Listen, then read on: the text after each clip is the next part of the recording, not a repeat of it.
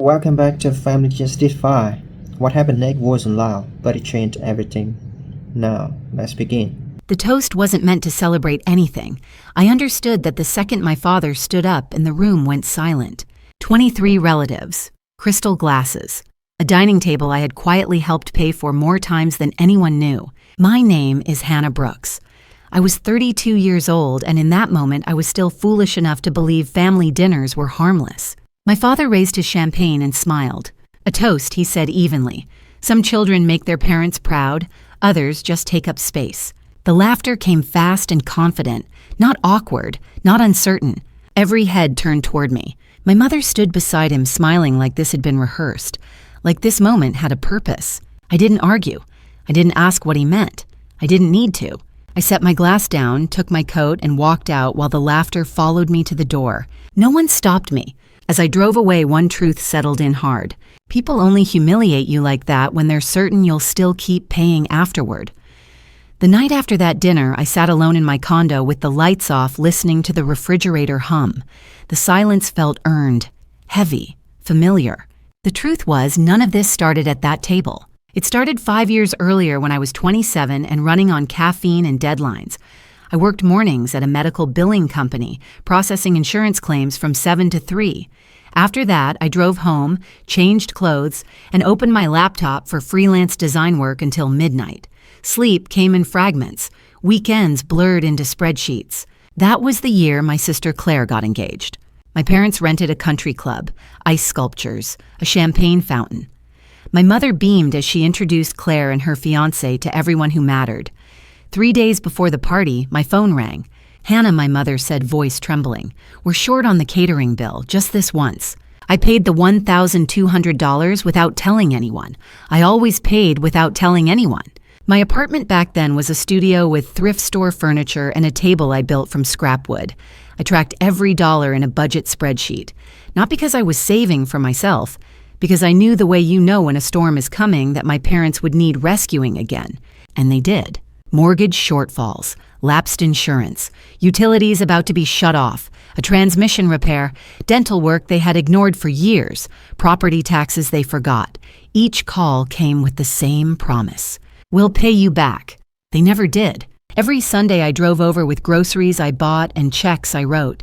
I sat at the end of the table in clearance clothes listening to praise rain down on Claire. How polished she was. How generous. How lucky my parents were to have a daughter like her. No one mentioned my promotion, or my growing client list, or the fact that I was holding everything together. I ate ramen for weeks after covering their mortgage. I skipped my own doctor's appointments to afford co-pays later. I drove 2 summers with a broken air conditioner because repairs felt indulgent. I cried myself to sleep after 16-hour days, telling myself this was what responsibility looked like. The praise was constant, and it crushed me, because the more I gave, the quieter I became. By the time I turned 32, my role was set. Claire was the success story. My parents were the victims, and I was the dependable one, the invisible one. Sitting alone in my dark condo, I finally admitted what I'd been avoiding for years. I hadn't been helping my family. I had been financing a story where I didn't exist. I didn't sleep much that night. Around 3 in the morning, I got out of bed, made coffee, and sat at my kitchen table with my laptop open. The city outside my window was quiet. No traffic, no voices, just the low hum of a world that had finally stopped asking me for something. That's when my phone buzzed. It was a text from my Aunt Diane. She'd been sitting near the back of the dining room during my father's toast. I almost ignored it. Then I read it. Hannah, you should know something. Your parents have been telling everyone that Claire has been paying their bills for years. They've been saying she's the one supporting them. I read it again, and then a third time. Something in my chest tightened, not with surprise, but with recognition, like a puzzle piece snapping into place. I didn't respond right away. I just sat there staring at my screen, letting the truth settle where denial had lived for years. Then I stood up and started pulling files. 5 years of bank statements, credit card records, payment confirmations. I spread them across the table in neat rows, smoothing the pages like evidence in a case I had never meant to build. Numbers don't lie. They don't flatter. They don't protect anyone's image. They just sit there. I opened a spiral notebook and started writing. Mortgage payments, 17 of them, amounts ranging from $800 to over $2,000 depending on how far behind they were. Utilities, 14 months total. Property insurance, 3 years straight. Car repairs, dental work, emergency roof repair after a storm, property tax penalties when they forgot to file. I added it all up twice. $52,347. I leaned back in my chair and stared at the number. My coffee had gone cold, so had my hands. I thought about what that money represented. The nights I skipped meals, the medical appointments I postponed, the vacations I never took, the future I kept pushing off because someone else always needed saving. At 6 a.m, I called Diane. I couldn't stop thinking about it, she said before I could speak. That toast, the way they looked at you, it wasn't right. Tell me everything I said. She sighed. They show off Claire's checks at family gatherings. Little ones. 200 here, 300 there. Birthday money, Christmas gifts. They wave them around like proof she's the generous one. They never mention you. Not once. I closed my eyes. So they've been lying, I said. Yes, she said quietly. And I think they've been lying on purpose. After we hung up, I opened my email. I searched my parents' names. 5 years of messages filled the screen. Requests for help, thank you notes, promises to pay me back soon. Then I noticed something I hadn't before. Several payment confirmation emails had been forwarded. To Claire. My stomach dropped. I clicked into the forwarded threads, my pulse steady in a way that surprised me. And there it was, buried in plain sight. Thanks for letting us use your payments as cover my mother had written months earlier. Everyone believes Claire is the generous one now. Claire had replied, don't worry, I'll make sure people see me that way. My father chimed in later. Let's keep this arrangement going. Claire needs credibility. I closed the laptop slowly. My hands didn't shake. My heart wasn't racing. Something inside me had gone very still. That morning before work, I sent one email, just one. I wrote to the mortgage servicer, keeping my tone neutral and factual. I'd like to confirm the payment history for this account over the past 5 years, I wrote. I believe I may have been the primary source of several transfers and want to verify the records. No accusations, no drama. I went to work. I processed claims. I answered emails. I lived my day like nothing had changed. 2 days later, an email landed in my inbox. Thank you for your inquiry, it read. Please note that this account is currently under temporary review due to irregular payment attribution. I stared at the screen. I hadn't reported anyone. I hadn't exposed anything. I had simply stopped protecting a lie. Late that night, I sat at my kitchen table again, laptop open, papers stacked neatly beside me. The glow from the screen reflected off the numbers I could no longer ignore. For the first time, I understood something clearly. I didn't need to convince anyone of the truth. The truth was already working its way to the surface quietly, methodically, and without asking my permission. The next morning at work, my phone rang with a number I didn't recognize. Hannah, a man's voice, said strained, "This is Ethan, Claire's husband. Can we talk?" My stomach tightened. "About what?" "About your parents," he said. "And Claire, please." 20 minutes later, we sat in a coffee shop near my office. The air smelled like burnt espresso and warm sugar. Ethan looked nothing like the polished lawyer my parents loved to brag about. Wrinkled shirt, dark circles, hands that wouldn't stop moving. "Just say it," I told him. He took a breath. "Claire was fired 10 months ago from the marketing firm. She's been pretending to go to work every day." I held his gaze. "And you're telling me because I'm filing for separation," he said. "And because your parents fed this. They pushed her to look perfect, successful, untouchable." He swallowed. "I watched them treat you like nothing at family dinners. I heard the little jokes. I saw how they looked past you. I stayed quiet." "I'm sorry," he added. "I should have said something years ago." Then he slid his phone toward me. "I found messages. You need to see them." They were between my mother and Claire, dated 2 weeks before the dinner where my father raised that toast. "Make sure you look perfect at Sunday dinner," my mother wrote. "Don't worry," Claire replied. "Everyone will see the difference. She'll show up in those cheap clothes again." "Good," my mother said. "She needs to understand her place." "She always has," Claire replied. "That's why this works." My throat went tight. I pushed the phone back. "Did you know I've been paying my parents' bills for 5 years while Claire took credit?" Ethan went pale. "No, I thought she was sending money from her paychecks." "There were no paychecks," I said, "so it was me." He stared at the table like it might crack. Oh God. Before he could speak again, the door opened. Claire walked in. She froze when she saw us, then stormed over heels, clicking hard against the tile. "What is this? Ethan, get up. We're leaving."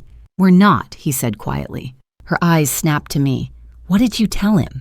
"I haven't told him anything," I said. "I'm asking you." Claire scoffed like I was the one embarrassing the family. "Did you know I paid Mom and Dad's bills for 5 years while you took credit?" Her face drained. "Answer me," I said. She leaned in, voice sharp and shaking. "You don't have kids. You don't have a real marriage. You can afford it." I needed credibility.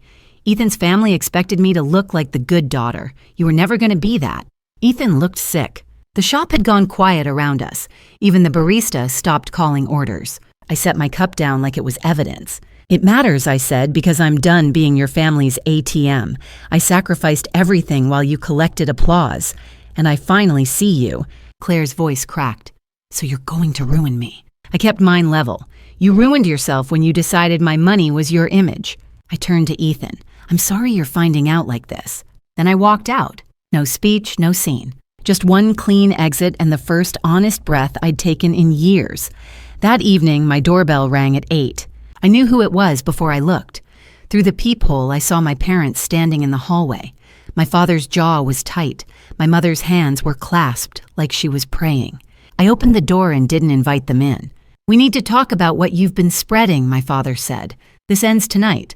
"I haven't spread anything," I replied. "But you can come in." They stepped inside. My father scanned my condo with open disapproval. My mother perched on the edge of the couch. I stayed standing. My father launched into it immediately. Duty, loyalty, family, how I was being selfish, how we don't embarrass each other, how children owe their parents. When he finished, I waited. Then I walked to my desk and brought back a folder. I paid $52,347 over 5 years, I said, placing the papers on the table. Mortgage, utilities, insurance, repairs, taxes. My mother gasped. My father leaned forward. "I skipped doctor's appointments to cover your bills," I continued. "I ate ramen while you hosted dinners. And you told everyone Claire was the generous one." My mother started crying. "She was struggling," she said. "We thought you could handle it." "Handle being erased," I asked. "Handle being humiliated." My father's voice hardened. "You never cared about appearances." "I cared," I said quietly, "every time." He shifted, agitated. "You don't understand what's happening now. The bank is asking questions." I froze. "What questions?" He looked away. I opened my laptop and placed it on the table. An email glowed on the screen. "This account is under temporary review due to irregular payment attribution." I read. Then I looked up. "I didn't report you. I just stopped covering for you." Silence filled the room. My mother whispered, "We refinanced the house last year." My father shot her a warning look, but she kept going. "We got $80,000. We gave $60,000 to Claire. She said it was an investment." "Where is it now?" I asked. My father answered flatly, "Gone." I nodded once. "So you gave her $60,000 and still stood up at dinner and called me the disappointment." Neither of them spoke. "I'm done," I said. "No more money, no more emergencies." My father stood and tried the voice that used to scare me. "We are your parents. You owe us." Something inside me went perfectly calm. "No," I said. "You did the minimum, I did the rest, and I'm finished." I walked to the door and opened it. "Please," my mother said. "Leave," I replied. They did. I locked the door, slid down to the floor, and waited for tears. They didn't come. Only relief did. The weeks after that were quiet in a way I had never known. No emergency calls, no guilt-laced voicemails, just mornings that belonged to me and evenings that ended without panic. Even the light in my condo felt softer, like my life had stopped bracing for impact. The truth moved through my family without my help. Cousins called to apologize. An uncle admitted he had always wondered how Claire afforded her lifestyle. My grandmother said I should have protected you. Others told me to forgive and forget. I listened, then ended the calls. Their opinions no longer ran my calendar. My parents struggled. Without my money, the house creaked under reality. Utilities were shut off and reconnected. My father took the bus to work. My mother rationed prescriptions. Claire moved back into her childhood room, the trophies still on the shelves, the future suddenly very small. I didn't celebrate any of it. I just stepped away. Then the call came from Grace and Nguyen, a partnership offer. Denver, $95,000 a year, equity, a clean start. I said yes without asking anyone for permission. A few days later, my phone rang again. It was my father. "Hannah," he said, and his voice sounded older than I remembered. "I'm not calling to ask for money." I stayed quiet. "You were born early," he continued. "We were told you might struggle. I think we spent your whole life waiting for you to need us. And when you didn't, we got scared. That fear turned into favoritism. It's not an excuse. It's just the truth." He paused. "I'm proud of you. I should have said it a long time ago. I didn't forgive him. I didn't argue either. I just let the words land where they belonged, late but finally honest. Before I left, I returned one last time. I set a check on the coffee table. 15,000, I said, enough to catch up and breathe for 3 months. After that, you're on your own."